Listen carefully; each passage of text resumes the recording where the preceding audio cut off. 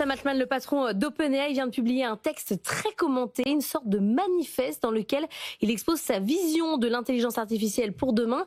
Et là, c'est comme les chiffres de la fast fashion, ça donne le vertige. Oui, exactement. Un long blog que je vous conseille de lire, qu'il a intitulé « La singularité douce ». Vous voyez ce que c'est la singularité ou pas du tout? Non, je ne vois pas ce que ça veut dire. Alors c'est un terme très connu dans le monde technologique. La singularité, ça indique le moment où l'intelligence artificielle va dépasser l'intelligence humaine et où à ce moment-là, elle va commencer à s'auto-améliorer. Et donc là, on va arriver dans un monde d'accélération technologique absolument dingue.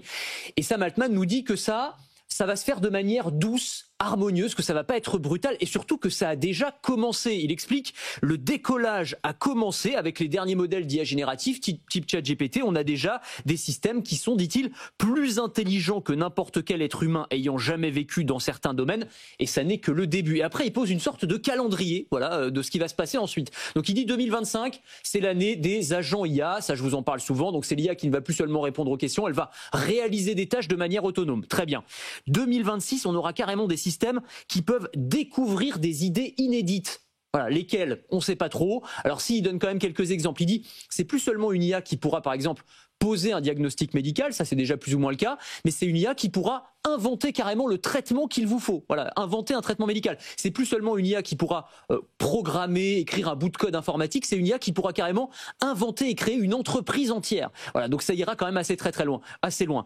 Et si on se projette encore plus loin, alors là c'est quasiment Madame Irma, mais enfin Sam Altman y va quand même, il dit 2035, l'IA pourrait nous avoir aidé à coloniser l'espace, à réaliser des percées majeures dans l'invention de nouveaux types de matériaux révolutionnaires, à concevoir des nouvelles interfaces cerveau-machine qui permettront de communiquer à la vitesse de la pensée. Donc ce qui nous dessine finalement, c'est une sorte de révolution industrielle, mais puissance 10, la technologie va devenir exponentielle. Et alors avant on disait c'est l'IA qu'il faut pas que ça se voit, mais en fait elle va être portée par les robots. Oui, alors c'est aussi ce qu'imagine Sam Altman, il en parle beaucoup de ça, il dit finalement que l'IA va devenir de plus en plus incarnée sous forme de robots humanoïdes, sous forme physique, qu'on va devoir fabriquer. Alors là aussi il a un développement assez intéressant, il dit voilà, on va avoir des robots humanoïdes, le premier million, on va les construire un peu à l'ancienne dans des usines comme on le fait aujourd'hui, et puis ensuite les robots ils vont se reproduire. Alors pas se reproduire comme les humains évidemment, oui.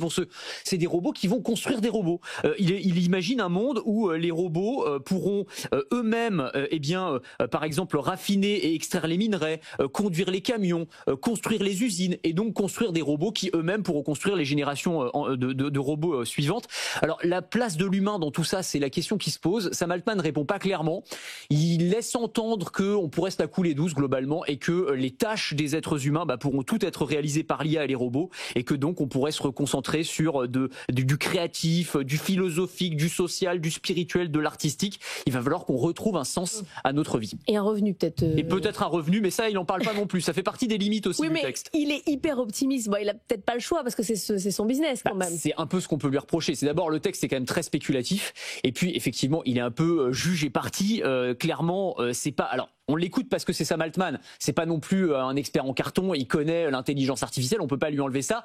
Mais bon, il va pas nous dire que ça va se faire de manière apocalyptique. Oui. C'est comme un boucher qui vous dirait ma viande est avariée, si vous voulez. C'est-à-dire que c'est le prophète de l'IA, mais c'est aussi le VRP de l'IA. Donc c'est un petit peu problématique. Alors pour faire bonne mesure, il donne quand même quelques limites. Il dit non mais faudra faire attention. Il va falloir qu'on résolve des problèmes. Par exemple le problème de l'alignement, c'est-à-dire le fait que l'IA doit être alignée avec les intérêts des êtres humains. Bon, comment on s'y prendra, on n'en sait rien. Ou encore le fait que l'IA doit être partagée, elle doit pas être concentrée entre les mains d'une personne, d'une entreprise ou d'un État. Bon là aussi, c'est bien de le dire. Enfin, il donne pas forcément de méthode. Donc vraiment, faut le voir comme une sorte de manifeste. Ouais, c'est ça. Mais c'est un vrai jalon. Texte hyper intéressant que je vous invite à lire. Si vous tapez Sam Altman, The Gentle Singularity, vous le trouverez très facilement, y compris traduit. Sinon, vous faites traduire par ChatGPT.